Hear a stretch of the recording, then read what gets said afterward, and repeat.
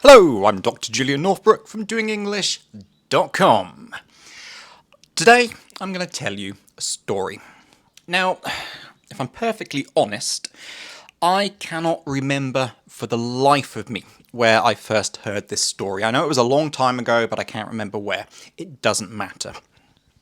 Anyway, the story goes that there were two teams of rowers, and they decided to have a race on the River Thames. Why the River Thames? I do not know. The fact that it's based in London is completely irrelevant. But anyway, we've got two teams of rowers, two pairs of people who are going to row their kayaks and race along the river. The first team are athletes. They are Olympic class rowers. They've got the strength, they've got the speed, they've got the stamina, they've got the state-of-the-art kayaking equipment. They are pros at this. The other team, on the other hand, are two average Joes off the street. One of them's got a bit of a beer belly, they're not especially fit, they don't really have much experience with doing this kind of thing. To make it worse, the kayak that they've been given is a rusty old piece of shit with holes in it, and it takes on water. But give it a go, they will anyway. So the two teams get onto the water and start the race. The Olympians, as expected, zoom off into the distance 1,000 miles an hour, pumping the paddles as hard as they can. Again, they've got the strength, the speed, the stamina, the state-of-the-art equipment. They are flying up the river like a bat out of hell. The other team, they're plodding along. They're doing their best. They're working at the oars. And the paddles, is it oars or paddles for a kayak? I don't actually know. It doesn't matter. I don't care. They're bailing water as they go, and they're not going far particularly fast. Which of these two teams do you think is going to win the race? Well, the obvious answer would be that it's going to be the athletes. Again, they've got the speed, strength, stamina, equipment. This is what they've been trained for. This is their life. The other guys, in comparison, obviously don't stand a chance. Or do they? You see, I've set you up a little bit here because this is a trick question. What I haven't told you is that the Olympians, they're going the wrong way. Doesn't matter how fast they go. Doesn't matter about their power and their speed, their state-of-the-art equipment.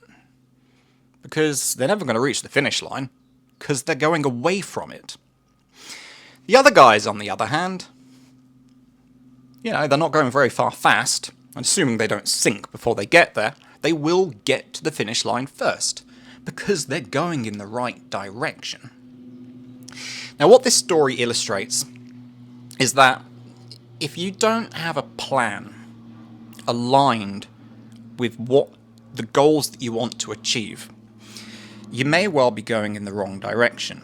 Now, in terms of learning English, we see this in all kinds of different ways. The most obvious being people who are like, yeah, I've got to get really good at speaking English, so I'm going to spend 8 hours a day, study, and they go at it gung-ho. And that's admirable. But if they don't have a plan in place that is going to guide them in the right direction, and if they're going in the wrong direction, it's a complete waste of time and often actually counterproductive. Are they using the right method for them?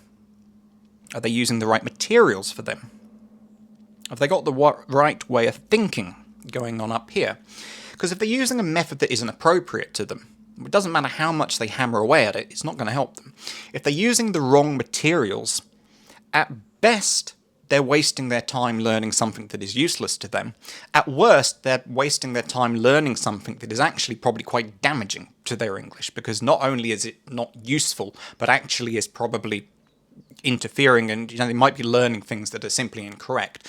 You look at textbooks and things, and certainly some of the crap that you see on YouTube and online materials, they can be very poorly designed, and that's not very helpful. Another example there would be people who want to speak in casual conversations to spend all their time reading the newspaper and studying the newspaper.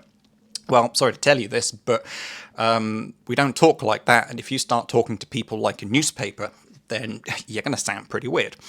Point is you've got to know where you're going so that you can choose the appropriate method and materials. You've got to have a plan, a routine, a structure that is aligned with your goals. This is, of course, what I do in the Master English Fast Accelerator course. It's all about building a very solid structure and routine, a plan that takes you in the right direction. Obviously, there's a lot more to the course than that, but that's a fundamental part of it, is getting you going in the right direction.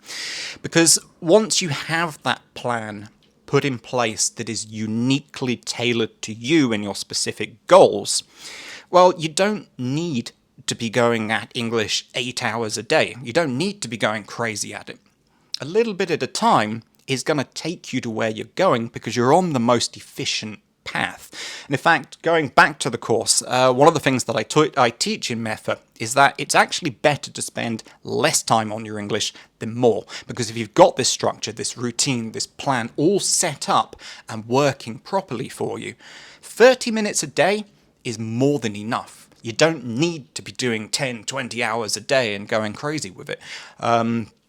You can just be doing 30 minutes, perhaps an hour at the most, and you will go far faster than the other people who are going in the wrong direction. I think you get the point from this. Understanding your why, your goal, where you're going, and having a solid plan put in place for achieving that is extremely important if you want to actually get to the goal fast.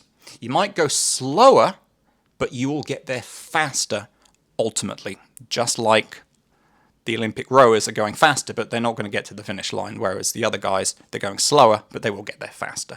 You get the analogy? Hopefully that makes sense. If you're interested in the Master English Fast Accelerator course, it's a bit of a mouthful. Your first port of call is to go to doingenglish.com and sign up for my free daily email tips to speak better English. That's where you're going to get all the information and everything about the course, as well as tips from yours truly in your inbox almost every single day.